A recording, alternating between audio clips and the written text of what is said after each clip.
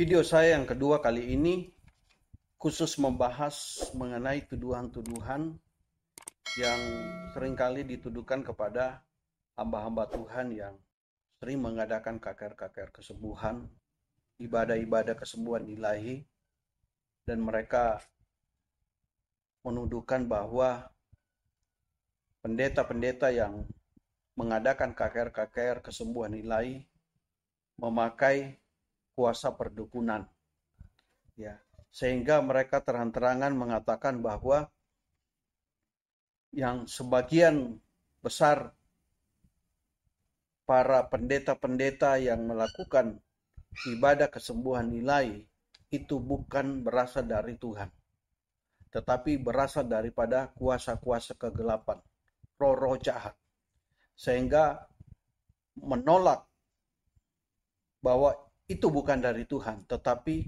dari setan.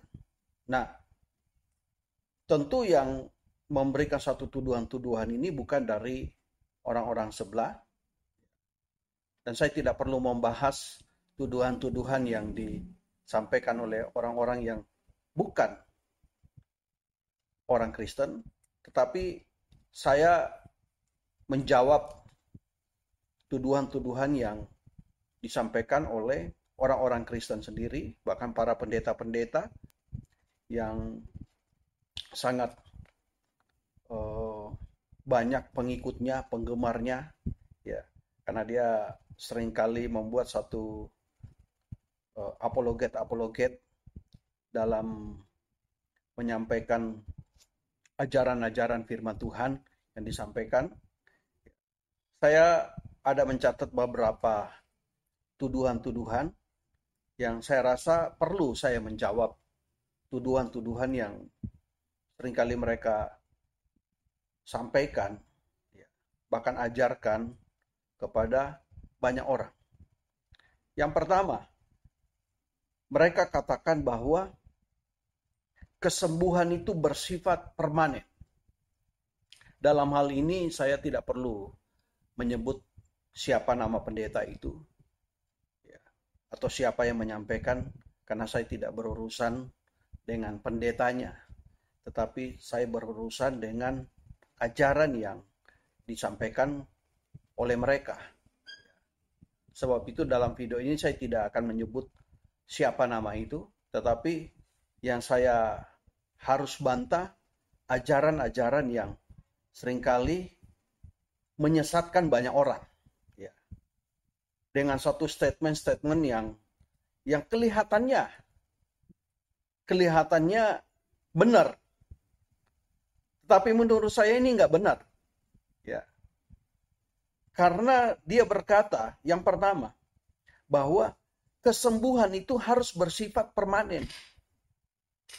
Apakah benar bahwa kesembuhan dari Tuhan itu harus bersifat permanen? Apakah ada ayat-ayat yang mendukung di dalam Alkitab dan menulis bahwa ketika Tuhan menyembuhkan orang-orang itu tidak akan sakit lagi dan mereka sehat selama-lamanya? Tidak ada satupun ayat yang kita melihat di dalam Alkitab orang-orang yang pernah disembuhkan oleh Tuhan, terus diceritakan dari awal hidupnya sampai akhir hidupnya dan terus-terus sehat.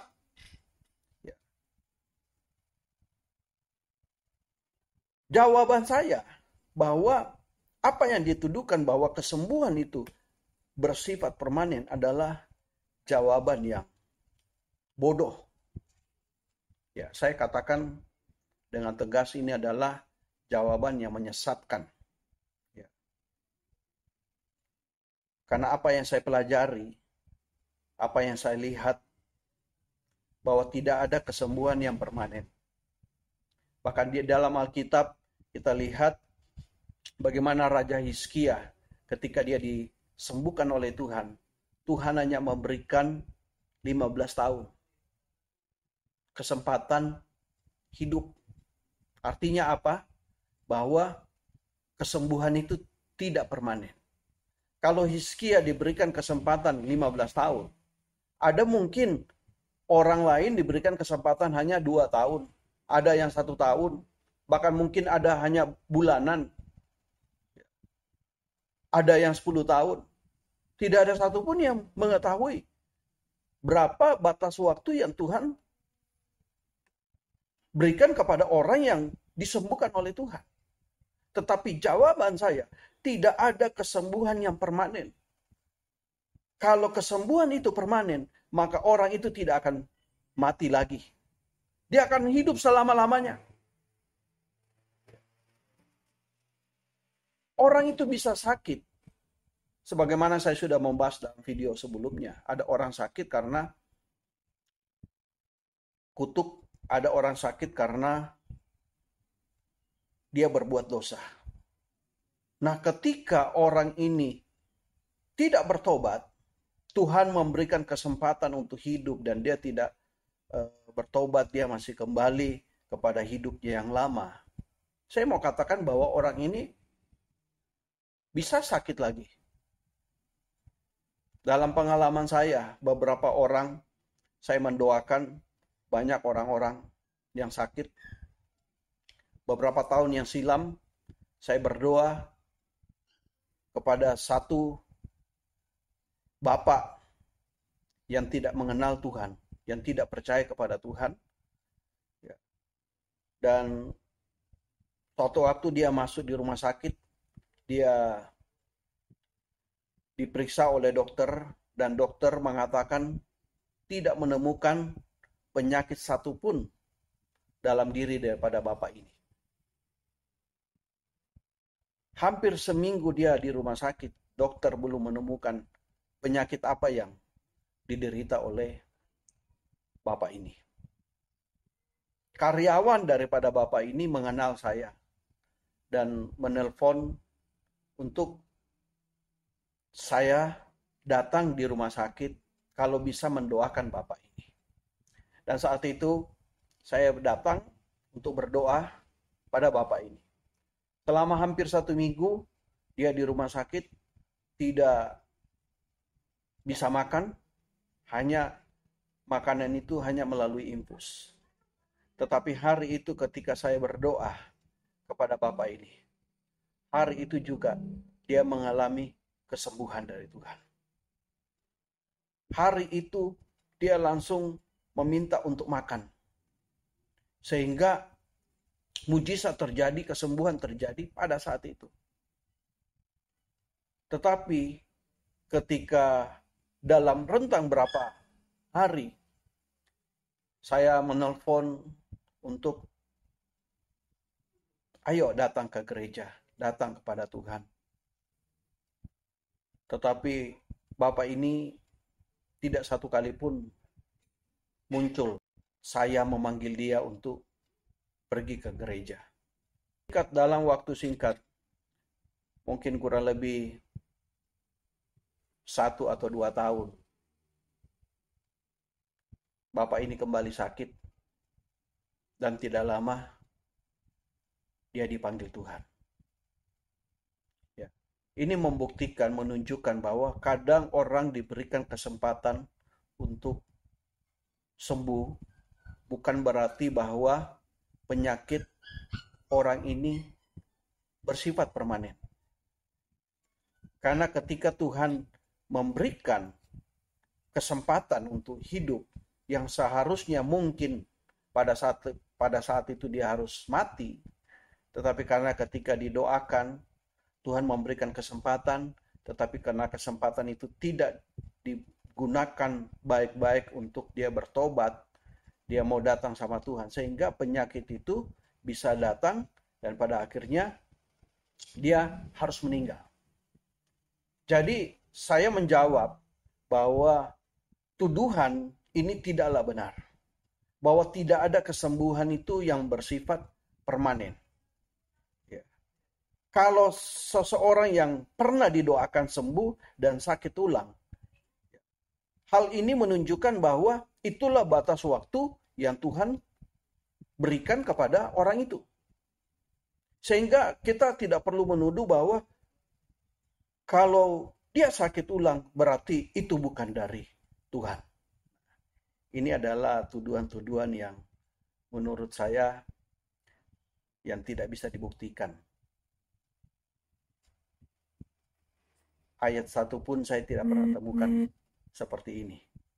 Ya, kalau kita belajar di dalam Alkitab, melihat ya, perjanjian Tuhan saja itu bisa batal ketika kita berbuat dosa. Ya. Ketika dia berbuat dosa, maka seseorang bisa terkena penyakit. Sebagaimana dikatakan Mazmur 107 ayat yang ke-17 sampai yang ke-20. Ada orang menjadi sakit oleh sebab kelakuan mereka yang berdosa dan disiksa oleh sebab kesalahan-kesalahan mereka. Mereka muak terhadap segala makanan dan mereka sudah sampai pada pintu gerbang maut. Maka berseru-serulah mereka kepada Tuhan dalam kesesakan mereka dan diselamatkannya mereka dari kecemasan mereka. Disampaikannya firman-Nya dan disembuhkannya mereka. Diluputkannya mereka dari liang kubur. Ya, di sini kita melihat penulis Mazmur mengatakan bahwa ada orang-orang yang menjadi sakit oleh karena kelakuan mereka yang berdosa dan disiksa oleh kesalahan-kesalahan mereka sendiri. Ya, itu sebabnya Tuhan menghendaki kita untuk tidak hidup di dalam dosa. Ya, karena kebanyakan dari orang-orang yang menerima mujizat, yang mencari kesembuhan, mujizat, cuma hanya mengejar kesembuhannya. Hanya mengejar mujizatnya, bukan mengejar Tuhannya. Nah, ini yang seringkali terjadi bagi orang-orang yang hadir dalam ibadah-ibadah KKR. Tetapi itu bukan satu urusan lagi kami sebagai hamba-hamba Tuhan yang seringkali mengadakan ibadah-ibadah KKR kesembuhan. Jika orang itu kembali sakit, itu bukan bagian daripada urusan kami, karena kami tahu bahwa yang melakukan yang menyembuhkan orang itu bukanlah kami, tetapi Tuhanlah yang menyembuhkan. Mereka lah yang berurusan dengan Tuhan, bukan lagi urusan kami. Ya, karena bukan kami yang menyembuhkan, Tuhan yang menyembuhkan. Kalau seseorang itu kembali sakit, itu bukan urusan kami lagi. Ya. Di dalam Yakobus pasal 5 juga ayat 14 dan 15 dikatakan jikalau seseorang sakit, panggil para penutua untuk mengolesi minyak, dan ketika berdoa kepada orang sakit itu, dosanya diampuni dan juga sakitnya disembuhkan oleh Tuhan. Ya. Jadi kita lihat di sini bahwa tuduhan yang dialamatkan kepada para pendeta-pendeta yang seringkali melakukan KKR mujizat, ini adalah satu tuduhan yang tidak alkitabiah, yang mengatakan bahwa kesembuhan itu harus bersifat permanen. Ya, saya akan menjawab lagi, ada dua. Ya, yang kedua, mereka katakan bahwa orang yang disembuhkan, kalau kesembuhan itu datang dari Tuhan, itu akan membawa orang yang sembuh mencintai doktrin yang benar. Kelihatannya bagus ya. Dia mengatakan seperti ini, tapi inilah mereka orang-orang yang hebat memakai satu kata-kata filsafat yang kelihatannya, ya, filsafat dunia itu seperti itu. Ya. Kelihatannya benar. Kelihatannya baik, tapi nggak benar. Ya. Mereka mengatakan bahwa orang yang disembuhkan oleh Tuhan itu akan membawa orang-orang yang sembuh mencintai doktrin yang benar. Menurut saya, tidak semua orang-orang yang disembuhkan oleh Tuhan itu mencintai doktrin yang benar. Ya. Orang-orang yang melihat, baik yang merasakan langsung maupun melihat mujizat-mujizat yang dinyatakan oleh Tuhan, tidak membuat mereka mencintai doktrin dan ajaran Yesus. Ya. Bahkan beberapa di antara mereka setuju untuk Yesus disalibkan. Ini yang terjadi kalau kita baca dari Matius sampai Yohanes, bagaimana begitu banyak orang-orang yang melihat mujizat Tuhan, orang-orang disembuhkan oleh Tuhan, tidak secara otomatis mereka mencintai doktrin yang benar. Tidak secara otomatis mereka percaya kepada Tuhan. Ya. Dalam Lukas pasal 23 ayat 21 berkata, tetapi mereka berteriak membalasnya, katanya, salibkanlah dia, salibkanlah dia. Ini orang-orang yang mengatakan Hosana bagi sang raja. Tetapi mereka juga mengatakan salibkanlah dia, salibkanlah dia. Ya. Jadi orang yang disembuhkan oleh Tuhan, orang yang sudah merasakan mujizat Tuhan, saya mau katakan bahwa tidak secara otomatis membawa orang itu ya mencintai doktrin yang benar. Bahkan ya sebagaimana kita melihat banyak orang-orang yang bukan mencari Tuhannya, cuma hanya mencari kesembuhannya, ya, cuma mau mencari mujizatnya. Jadi tidak secara otomatis bahwa mereka itu mencintai doktrin yang benar. Nah, kita bandingkan di dalam Kisah Rasul pasal 2 ayat yang ke-22 sampai 23. Hai orang Israel, dengarkanlah perkataan ini. Yang aku maksudkan ialah Yesus dari Nazaret, seorang yang telah ditentukan Allah dan yang dinyatakan kepadamu dengan kekuatan-kekuatan dan mujizat-mujizat dan tanda-tanda yang dilakukan oleh Allah dengan perantaraan dia di tengah-tengah kamu, seperti yang kamu tahu. Dia yang diserahkan Allah menurut maksud dan rencananya, telah kamu salibkan dan kamu bunuh oleh tangan bangsa-bangsa durhaka. Kita lihat di sini bahwa orang-orang Israel ya yang melihat mujizat Tuhan, Tuhan sudah menyatakan mujizat-mujizatnya, ya. Tetapi mereka dikatakan, ya, Petrus berkhotbah dan mengatakan, dia yang telah diserahkan Allah menurut maksud dan rencananya, telah kamu salibkan dan kamu bunuh oleh tangan bangsa-bangsa yang durhaka. Kita lihat di sini. Apakah mereka mencintai ajaran Yesus? Bahkan mereka menyalibkan Yesus. Jadi ini tuduhan ya yang kelihatannya benar tetapi tidak benar. Ya. Jadi ini sudah terjawab. Saya sudah menjawab bahwa apa yang mereka tuduhkan ini adalah tuduhan yang salah, ya, tuduhan yang tidak benar. Ya, yang menurut saya mungkin tuduhan yang provokatif. Ya, yang hanya cuma menghasut, melemahkan banyak orang-orang, khususnya di saat-saat seperti ini.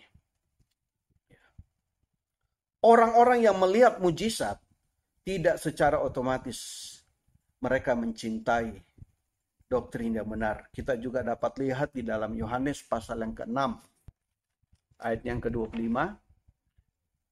Ketika orang banyak menemukan Yesus di seberang laut itu, mereka berkata kepadanya, Rabi, bila manakah engkau tiba di sini?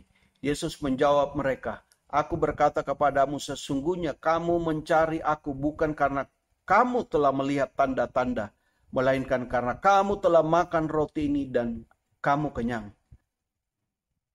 Bekerjalah bukan untuk makan yang akan dapat binasa, melainkan untuk makanan yang bertahan sampai kepada hidup yang kekal, yang akan diberikan anak manusia kepadamu, sebab dialah yang disahkan oleh Bapa Allah dengan materainya. Ya, kita loncat di dalam ayat yang ke-41. Dikatakan, maka bersungut-sungutlah orang-orang Yahudi tentang dia, karena ia telah mengatakan, akulah roti yang telah turun dari surga. Kita lihat di sini bahwa mereka sudah menerima mujizat Tuhan, mereka sendiri menyaksikan bagaimana mujizat terjadi. Ya, mereka makan dengan kenyang, dengan hanya 2 ekor ikan dan 5 ketur roti. Ya. Tetapi kita lihat bahwa mereka bersungut-sungut. Ini membuktikan, ini menunjukkan bahwa orang yang melihat mujizat Tuhan tidak secara otomatis mereka mencintai doktrin yang benar. Ya. Dan saya mau katakan ini adalah tuduhan-tuduhan yang tidak benar. Ya. Tuduhan yang ketiga yang saya ingin jawab dalam video ini, dikatakan dia akan selalu menyaksikan Yesus yang adalah Tuhan dan Juru Selamat ketimbang menyaksikan kesembuhannya dari penyakit. Ya. Jadi orang yang disembuhkan oleh Tuhan ya, akan secara otomatis akan selalu menyaksikan Yesus yang adalah Tuhan dan Juru Selamat ketimbang menyaksikan kesembuhannya dari penyakit. Ya, ya memang seharusnya seperti ini. Bahwa ketika kita menerima kesembuhan mujizat Tuhan, yang kita saksikan bahwa Yesus itu Tuhan dan Juru Selamat. Bahwa Yesuslah yang menyembuhkan. Dan beberapa video-video bahkan orang-orang yang melakukan KKR kesembuhan, saya belum pernah mendengar satupun hamba Tuhan yang mengatakan bahwa mereka lah yang menyembuhkan. Selalu mereka katakan siapa yang menyembuhkan? Tuhan Yesus. Tetapi kalau ada orang-orang tertentu yang mengidolakan hamba-hamba Tuhan itu, ya menurut saya bukanlah salah sang pendeta. Yang salah adalah orang itu, manusia itu. Jadi jangan karena orang-orang itu mengidolakan pendeta itu dan kita menyalahkan pendeta itu. Ya. Kita lihat juga bagaimana begitu banyak orang mengidolakan Yesus karena melakukan mujizat. Itu secara manusiawi otomatis akan ada orang-orang yang mengidolakan. Ya, sebagaimana banyak orang-orang yang mengidolakan Yesus. Mereka mengikuti Yesus karena melihat banyak mujizat yang dilakukan Yesus pada saat itu. Ya. Tetapi bukan berarti kita mengambil suatu keputusan dan kita menyalahkan hamba Tuhan itu. Ya. Dan kita mengatakan hamba Tuhan itu sesat. Nah, menurut saya ini adalah tuduhan yang salah, ya, yang tidak alkitabiah. Ya, saya nggak tahu apa motif daripada hamba-hamba Tuhan yang model seperti itu. Ya. Karena saya sendiri beberapa kali mengadakan KKR kesembuhan ilahi. Saya selalu mengatakan bahwa bukan saya yang menyembuhkan. Saya selalu mengatakan kepada mereka untuk menyaksikan kemuliaan nama Tuhan. Bukan pendeta. Bahkan saya menyuruh untuk mereka untuk lebih dekat kepada Tuhan. Ya, melayani Tuhan. Ya, itu yang saya lakukan. Ya. Dalam Matius pasal 14 ayat 35, ketika Yesus dikenal oleh orang-orang di tempat itu, mereka memberitahukannya ke seluruh daerah itu, maka semua orang yang sakit dibawa kepadanya. Ya. Ayat ini mengindikasikan orang-orang yang disembuhkan menyaksikan tentang penyakit yang telah sembuh. Ya. Sehingga dikatakan di situ banyak orang-orang datang membawa orang-orang yang sakit.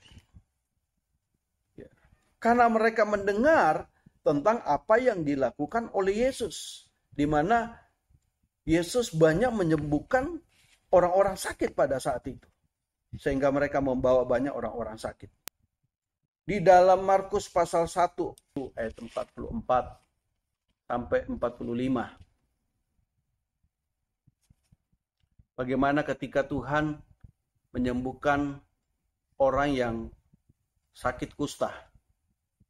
Ketika Tuhan menyembuhkan, Tuhan katakan, ingatlah, janganlah engkau memberitahukan apa-apa tentang hal ini kepada siapapun.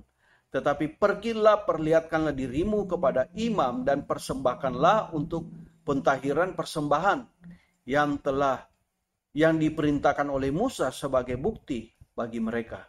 Tetapi orang yang itu pergi memberitakan peristiwa itu dan menyebarkannya kemana-mana. Sehingga Yesus tidak dapat lagi terang-terangan masuk ke dalam kota itu. Ia tinggal di luar tempat-tempat yang sepi. Namun orang-orang terus juga datang kepadanya dari segala penjuru. Ya, dari sini kita melihat bahwa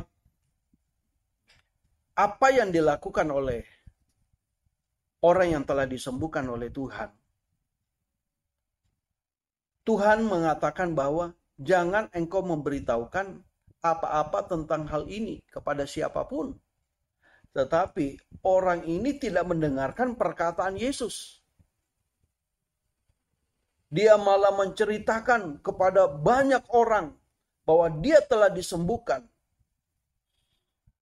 oleh Yesus. Sehingga begitu banyak orang-orang datang berbondong-bondong untuk mencari Yesus pada saat itu.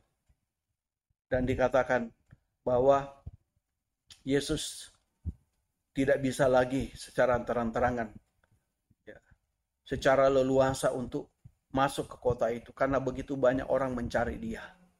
Dari segala penjuru mencari Yesus. Ya. Hal ini mengindikasikan bahwa orang yang telah disembuhkan, Yesus pasti menyaksikan apa yang dikerjakan oleh Yesus. Ya. Pasti menyaksikan apa yang dilakukan oleh mungkin hamba Tuhan yang mengadakan KKR kesembuhan pada saat itu. Dari cerita ini juga kita melihat bahwa orang kusta yang disembuhkan Yesus tidak mengindahkan peringatan Yesus untuk tidak memberitahukan apa yang Yesus lakukan. Apa yang Yesus lakukan, Tuhan bilang, ya, jangan engkau memberitahu, tetapi orang kusta ini tidak mengindahkan peringatan Yesus. Dia malah menceritakan apa yang Yesus lakukan. Ya.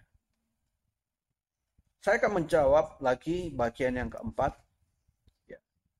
Tulisan atau tuduhan yang mereka katakan bahwa orang yang disembuhkan oleh Tuhan, dikatakan dia tidak akan meninggikan pendeta yang mendoakan, tetapi konsisten memuliakan Allah. Ya. Apakah ini benar?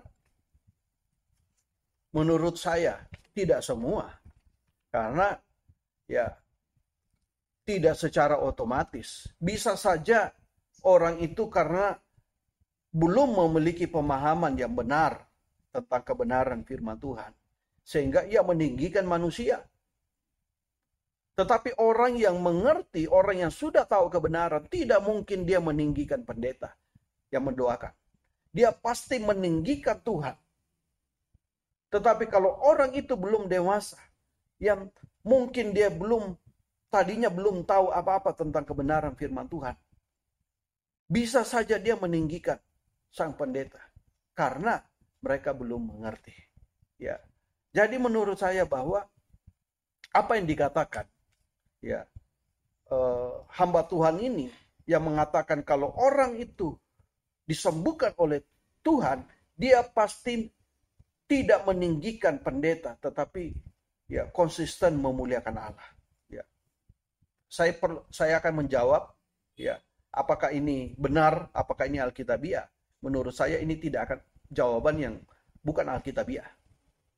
Kita lihat dari 10 orang 10 orang kusta yang disembuhkan oleh Yesus. Berapa orang yang kembali datang memuliakan Allah. Dari 10 orang kusta yang disembuhkan oleh Tuhan. Kita lihat, hanya 1 orang yang kembali datang memuliakan Tuhan. Jadi, tuduhan ini, saya mau katakan bahwa tuduhan ini tuduhan yang tidak benar, tidak alkitabiah. Orang yang disembuhkan oleh Tuhan tidak secara otomatis dia konsisten memuliakan Allah. 10 orang kusta ini, hanya 1 orang yang datang kembali memuliakan nama Tuhan. 9 yang lain kemana? Apakah kita katakan bahwa Tuhan tidak menyembuhkan mereka? Semuanya disembuhkan oleh Tuhan. Sehingga Tuhan berkata, mana yang lain? Kenapa tidak datang memuliakan Tuhan? Hanya 1. Nah, ini yang seringkali terjadi. Ya. Jadi dari hal ini sudah terjawab tuduhan yang mereka katakan bahwa orang yang disembuhkan Tuhan secara otomatis dia konsisten memuliakan Allah dan tidak meninggikan pendeta. Nah, ini menurut saya adalah jawaban yang salah. Ya, jawaban yang dibuat-buat menurut saya. Ya.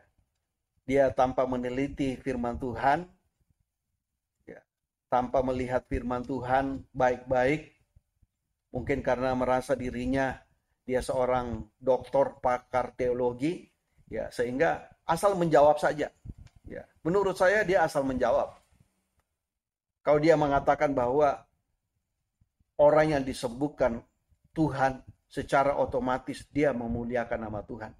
Ya, ini buktinya 10 orang kusta disembuhkan oleh Tuhan, tetapi hanya 1 yang kembali memuliakan nama Tuhan. Ya. Ini sudah terjawab.